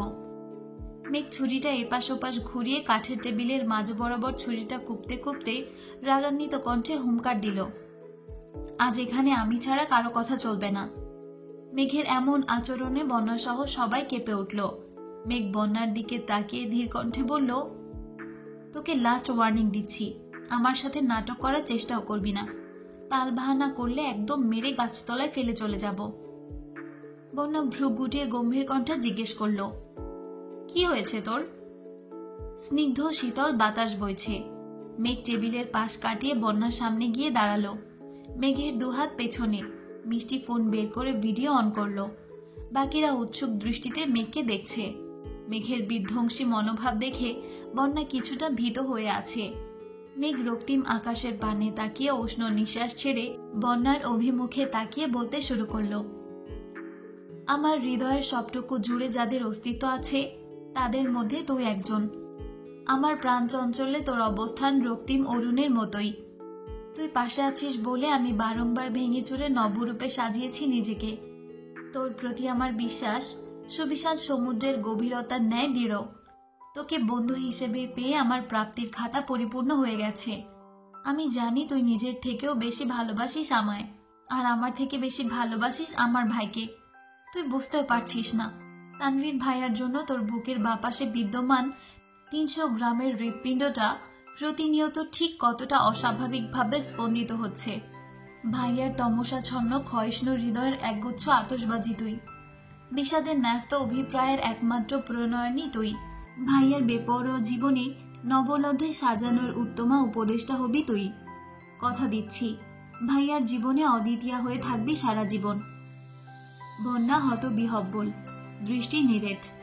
বন্যার নিস্তব্ধ আখি যুগল মেঘের অভিমুখে স্তব্ধ হয়ে আছে। মেঘ হাঁটু গেড়ে বসে পেছন থেকে গোলাপ ভর্তি হাত সামনে এনে বন্যার দিকে ধরে জিভ দিয়ে ঠোঁট ভিজিয়ে মোলায়েম কণ্ঠে শোধালো, তুই কি ভাইয়ার কল্পনার রাজ্যের কল্পতরু হবি? তার সংকীর্ণ সাম্রাজ্যের মহারানী হবি? বন্যার চোখ টলমল করছে। জ্বরের ঘোরে ভার হয়ে থাকা মাথাটা অনবরত ঘুরছে। মসৃণ গাল বেয়ে অশ্রু গড়িয়ে পড়তে বেশি সময় লাগলো না। গত 5 দিন গুমড়ে গুমড়ে অনেক কেঁদেছে, যেটা বন্যার চোখ মুখ দেখলেই বোঝা যায়। বন্যার 2 চোখ বেয়ে অনর্গল পানি পড়ছে। মেঘ মিমের দিকে তাকিয়ে গুরুভার কণ্ঠে বলল, তোকে কি দাওয়াত দিয়ে আনতে হবে? মিম থতমত খেয়ে বলল, সরি, তোমার কথা শুনে টাসকি খেয়ে ফেলেছিলাম। মিম এগিয়ে এসে মেঘের পাশে হাঁটু গেড়ে বসে সেই ফুলের তোড়ায় হাত রেখে দুজন একসঙ্গে উচ্চস্বরে বলে উঠল, আপনি কি আমাদের ভাবি হবেন? তানভীর খানের একমাত্র বউ হবেন? বন্যার শরীর কাঁপছে। ভেজা চোখে মেঘ আর মিমের দিকে তাকিয়ে আছে। তামিম রাজভারী কণ্ঠে বলল, বন্যা ভাবি তাড়াতাড়ি রাজি হন, নয়তো মেঘ ভাবির মাথা আবারও গরম হয়ে যাবে। বন্যা সবার দিকে তাকালো। মিনহাজ, তামিম, সাদিয়া একসঙ্গে দাঁড়িয়ে আছে। মিষ্টি একাই ভিডিও করছে। বন্যা পুনরায় মেঘের দিকে তাকালো। মেঘ স্ট্রং থাকলেও মিম এক পায়ের উপর নিজের ভর রাখতে না পেরে মেঘের উপর হেলে পড়েছে। মেঘ তড়িঘড়ি করে চেঁচিয়ে উঠল, আরে বেডি তাড়াতাড়ি হ্যাঁ বল, পড়ে যাচ্ছি তো। বন্যা ফুল ধরতে ধরতে বিহলব্যতায় উত্তর দিল, ইনশাল্লাহ তোমাদের ভাবি হব আমি। ততক্ষণে মিমের শরীরের ভরে মেঘ মাটিতে পড়ে গেছে। মিম মেঘের উপর পড়েছে। বন্যার এক হাতে ফুল, অন্য হাতে মেঘের ঘাড়ে ধরে আটকাতে গিয়ে নিজের ওড়নায় টান খেয়ে বন্যাও মেঘদের উপর পড়েছে। বন্যা তখনও এক হাতে মেঘের কাঁধ ধরে আটকে আছে, যেন মাথায় চাপ না খায়। মিষ্টির ভিডিও তখনও চলমান। সাদিয়া, তামিম দ্রুত এগিয়ে গেছে। সাদিয়া মিমকে টেনে তুলেছে। মিমের পায়ে অল্প চাপ খেয়েছে, তাই ব্যথায় আর্তনাদ করেছে। মিষ্টি মিনহাজকে ফোন দিয়ে তাড়াতাড়ি মেঘ আর বন্যাকে টেনে তুলেছে। ব্যথা পেয়েছে যেমন, তেমন নতুন জামাগুলোতেও মাটি আর ময়লা লেগে যাচ্ছে, তাই অবস্থা হয়ে গেছে। মিনহাজ, তামিম আর সাদিয়া হাসতে হাসতে একদম বসে পড়েছে। মিনহাজ হাসতে হাসতে বলল, আমার জীবনের দেখা সেরা প্রপোজ, সারা জীবন মনে থাকবে। দেখবি তোদের ননদ ভাবির সম্পর্ক সারা জীবন এমনই থাকবে। যাই করতে যাবি একটা করে অঘটন ঘটাবি। মেঘ হুঙ্কার দিয়ে উঠল, চুপ থাক, নয়তো তোর মুখে কষ্টেপ লাগাই দিব। মেঘ বন্যার দিকে তাকিয়ে মুচকে হেসে বলল, সরি।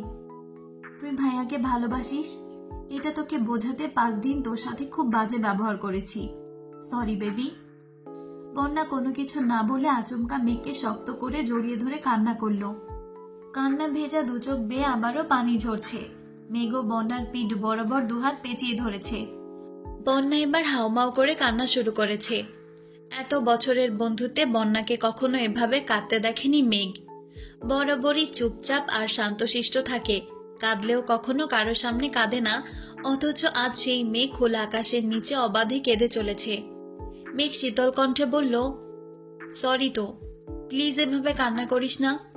আমি জানতাম তুই ভাইয়াকে ভালোবাসিস, কিন্তু তোকে সরাসরি জিজ্ঞেস করলে তুই কখনো স্বীকার করতি না, তার জন্যে আমাকে এসব করতে হয়েছে। Please sorry. বন্যা কাঁদতে কাঁদতে অস্পষ্ট কণ্ঠে বলতে শুরু করলো, আমি বুঝতেও পারিনি কবে আমি ওনাকে এত ভালোবেসে ফেলেছি। তুই সেদিন ওই মেয়ের ছবি দেখানোর পর থেকে এখন পর্যন্ত আমি ঠিকমতো ঘুমাতে পারিনি, খেতে পর্যন্ত পারিনি। আমার নিঃশ্বাস নিতে পর্যন্ত কষ্ট হচ্ছিল। সারাক্ষণ মনে হচ্ছিল আমি সব হারিয়ে ফেলেছি, কি যেন নেই আমার, চারপাশ শূন্য লাগছিল আমার। আমি ওনাকে অনেক ভালোবাসি বেবি। মেঘ বন্যাকে নিজের কাছ থেকে সরিয়ে দু চোখ মুছে শান্ত কণ্ঠে বলল, আমার ভাবি হতে তুই সত্যি রাজি তো? বন্যা মলিন হেসে বলল, রাজি, কিন্তু। মেঘ স্বাভাবিক কণ্ঠে জানতে চাইল, কিন্তু কি? তুই যে বলেছিলি আজ মেয়ে দেখতে যাবি। লে হালুয়া, তুই কি ছেলে নাকি? বন্যা শ্বাস ছেড়ে রাগী স্বরে বলল, দূর ফাজলামো করিস না। ওই মেয়েটা কে ছিল? আমি চিনি না, ফেসবুকে পেয়েছিলাম। ফাজিল মেয়ে, কিন্তু বললি যে তোর ভাই রাজি। ও মা, ভাইয়া তোকে লাভ করলে রাজি হবে না? তোর ভাই আমাকে পছন্দ করে না, ডিরেক্ট ভালোবাসে। তোকে বলেছে? মেঘ বিষণ্ণ চিত্তে তাকিয়ে বলল, বললে আজ আমাদের জায়গায় ভাইয়া থাকতো আর আমরা ক্যামেরাম্যান থাকতাম, বুঝলি? অনেক চেষ্টা করার পরেও ভাইয়া যখন কিছু বলছিল না, তখন বাধ্য হয়ে আমাকে এই পথ বেছে নিতে হয়েছে। ভাইয়া কবে বলবে সে আশায় থাকলে আমি মরে ভূত হয়ে যেতাম, তার থেকে নিজের মনের ভাব প্রকাশ করে ফেললাম। মেঘ একটু থেমে আবারও বলে উঠল, আবির ভাইয়ের মতো ডায়লগ দেই, তোকে বৌমনি ডাকার জন্য যদি অধিকার নামায় স্বাক্ষর করতে হয়, তবে আমি সেই অধিকার নামায় স্বাক্ষর করে হলেও তোকে বৌমনি ডাকবো।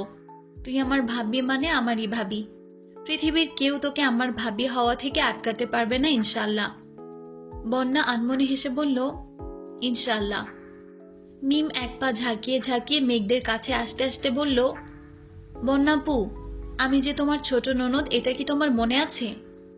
বন্যা আলতোভাবে মিমকে জড়িয়ে ধরে আহ্লাদি কণ্ঠে বলল, ও লেশোনা, তুমি আমার কিউট ননদি, তোমাকে আমি কিভাবে ভুলবো বলো?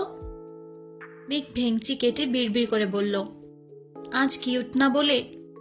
মিনহাজ ঠাট্টা স্বরে বলে উঠল, আপনি কিউট না বলেই একজন নিজের জান দিয়ে আপনাকে আগলে রাখে।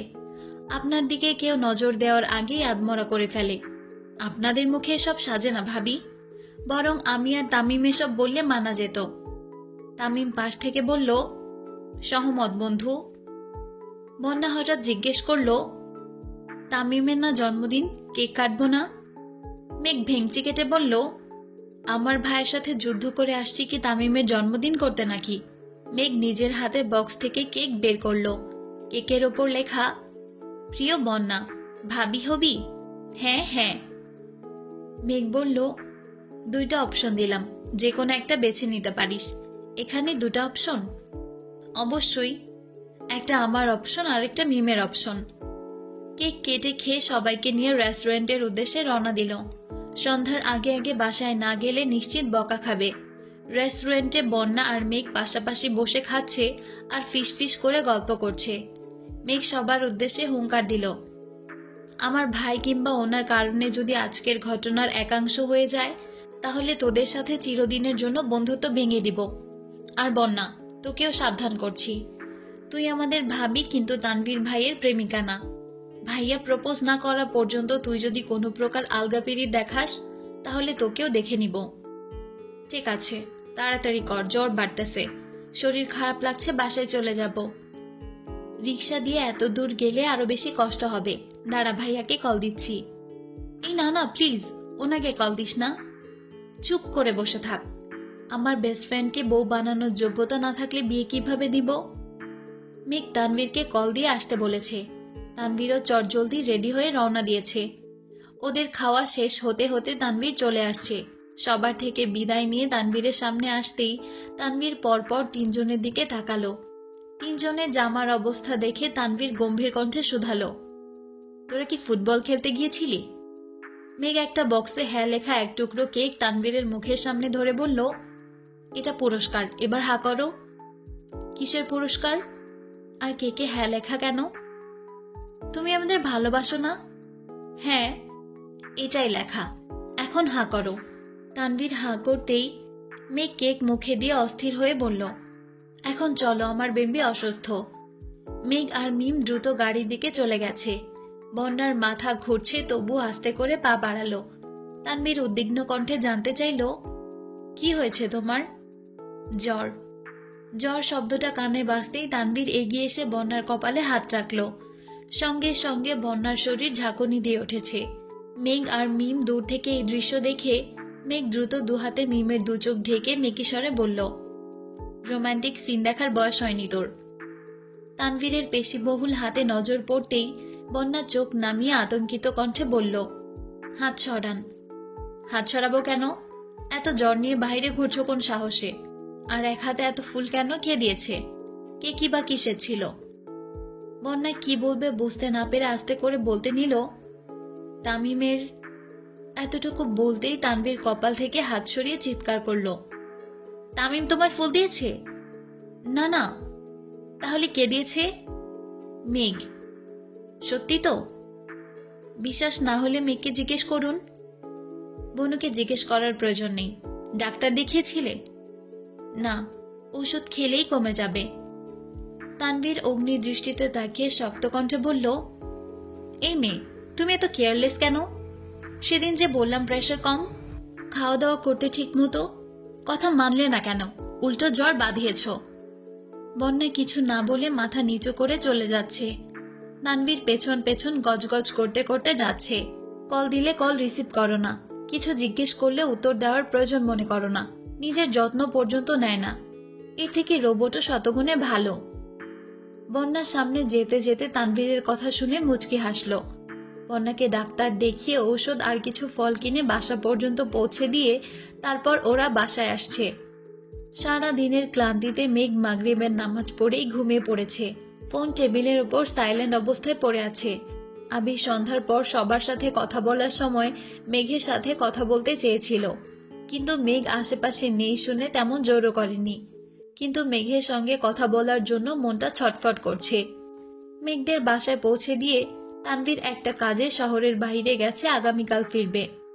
মেঘের সাথে কথা বলার জন্য 2-3 বার আম্মু মামুনির নাম্বারে কল দিয়েছে, কিন্তু মেঘের সাথে কথা বলতে পারছে না। কাকিয়ার ফোন প্রায় সবসময় মিমের কাছে থাকে, সেই ভেবে কাকিয়াকেও কল দিয়েছে, কিন্তু আজ ফোন কাকিয়ার কাছেই। আবির এক পর্যায়ে বাধ্য হয়ে ফুপিকে কল দিল। ফুপি এশার নামাজ পড়েছেন, তাই জান্নাত ফোন রিসিভ করায় সালাম দিল। জান্নাতের কণ্ঠ বুঝতে পেরে আবির সালামের উত্তর দিয়ে স্বাভাবিক কণ্ঠে জিজ্ঞেস করল, কেমন আছো? আলহামদুলিল্লাহ ভালো, তবে রেগে আছি। কেন আপু? ভাইয়া, আজ আমি তোমার ভাবি হিসেবে কথা বলছি। জি ভাবি বলুন। জান্নাত মন মরা হয়ে বলল, আমাদের বিবাহ বার্ষিকীতে মেঘকে আসতে দিলা না কেন? আম্মুকে দিয়ে তোমাকে কতগুলো কল দিলাম, আমি নিজেও কল দিলাম, তানভীর ভাইকে পর্যন্ত কতগুলো কল দিয়েছি। এটা কি ঠিক করলে? আবির মুচকি হেসে বলল, আমি চিন্তা করেছি আমার বউকে এখন থেকে একা কারো বাসায় যেতে দিব না। একা একা ঘুরলে আমার কথা ভুলে যাবে। এই যে আজ বন্ধুদের সাথে ঘুরিয়ে বেরিয়ে সারাদিনেও আমার খোঁজ নেয়নি। একদম ঠিক করেছে। এত বউ পাগল যেহেতু বউকে নিয়ে চলে যাইতা। আমি তো নিয়েই আসতামই, কিন্তু আপনার মামা শ্বশুর মানে আমার আব্বাজান শুনলে হার্ট অ্যাটাক করে ফেলবেন, এই ভয়ে আনতে পারিনি। মেঘের আব্বু শুনলে মনে হয় হার্ট অ্যাটাক করতো না? জি না, আমার শ্বশুর অনেক স্ট্রং, আর ওনাকে যদি বলি মেয়েকে পাঠিয়ে দিতে, উনি এক কথায় রাজি হয়ে যাবেন। জান্নাত উত্তেজিত কণ্ঠে বলল, সত্যি? মিজু মামা জানে? তুমি বলে ফেলছো? আমি বলিনি, কিন্তু উনি রাজি। এটা আবার কেমন কথা? এটা এমনই কথা, সেসব বাদ দেন। এখন আমার বাসায় ফোন দিয়ে আমার বউটাকে ঘুম থেকে উঠিয়ে আমায় কল দিতে বলুন। বউকে খুব মিস করছি। আমাকে এসব বলতে তোমার লজ্জা লাগছে না? আপনি বললেন আজ আপনি আমার ভাবি, তাই দেবর হিসেবে ভাবির কাছে আবদার করাই যায়। রাখছি এখন। আচ্ছা। জান্নাত যথারীতি হালিমা খানকে কল দিয়ে মেঘের সাথে কথা বলার নাম করে মেঘকে ঘুম থেকে তুলে আবিরের কথা বলেছে। মেঘ তড়িৎ বেগে উঠে ওয়াশরুম থেকে চোখে মুখে পানি দিয়ে এসে আবিরকে কল দিল। আবির অডিও কল কেটে ডিরেক্ট ভিডিও কল দিল। মেঘ ঘুম ঘুম চোখে তাকিয়ে সালাম দিল। আবির সালামের উত্তর দিয়ে তপ্ত স্বরে বলল, কারো কি আমার জন্য বিন্দুমাত্র চিন্তা হয়? সরি, ঘুমিয়ে পড়েছিলাম। আমিও সরি ঘুম ভাঙানোর জন্য। মেঘ মুচকি হেসে বলল, আপনার এই পরিবর্তনের পেছনে নিশ্চিত কোনো রহস্য আছে। কি রহস্য বলুন তো? আবির লাজুক হেসে বলল, আমি বলুম না, আমার শরম করে। মেঘ চক্ষু যুগল প্রশস্ত করে বলল, আপনার শরমও আছে? আবির উত্তর না দিয়ে মেঘের দিকে নিষ্পলক চোখে তাকিয়ে আছে। মেঘ বারবার ডাকছে কিন্তু আবিরের নজর স্থির। মেঘ এবার রাগী স্বরে বলল, এভাবে তাকিয়ে আছিস কেন? আপনার যেহেতু মনে হয় আমি নির্লজ্জ, তাই আজ থেকে আমি নির্লজ্জের মতো আচরণ করব। মেঘ আহাম্মকের মতো তাকিয়ে আছে। আবিরের দৃষ্টি মেঘকে বরাবরই নাজেহাল করে। সেই সঙ্গে আবিরের উল্টাপাল্টা কথাতে মেঘ এখন হতবিহব্বল। আবির খানিক চুপ থেকে মোলায়েম কণ্ঠে শুধালো, শুনলাম কোথায় পড়ে গিয়ে জামা কাপড় নষ্ট করে আসছিস। শরীরে ব্যথা পেয়েছিস? না, তেমন ব্যথা পাইনি, কোমরে একটু লেগেছে। কি করতে গিয়েছিলি? একটা গুরুত্বপূর্ণ কাজ করতে গিয়েছিলাম, কাউকে বলা যাবে না। আমাকেও বলা যাবে না? আপনাকে অবশ্যই বলবো, কিন্তু এখন না প্লিজ। আপনি দেশে ফিরলে আপনাকে সারপ্রাইজ দিব। এখন কিন্তু আমার ভয় হচ্ছে। আবিরের মুখের অপ্রত্যাশিত কথা শুনে মেঘ বাগাড়ম্বর পূর্ণ হয়ে গেছে। গলা খাকারি দিয়ে আস্তে করে বলল, ও নো, আপনি আমায় ভয় পান?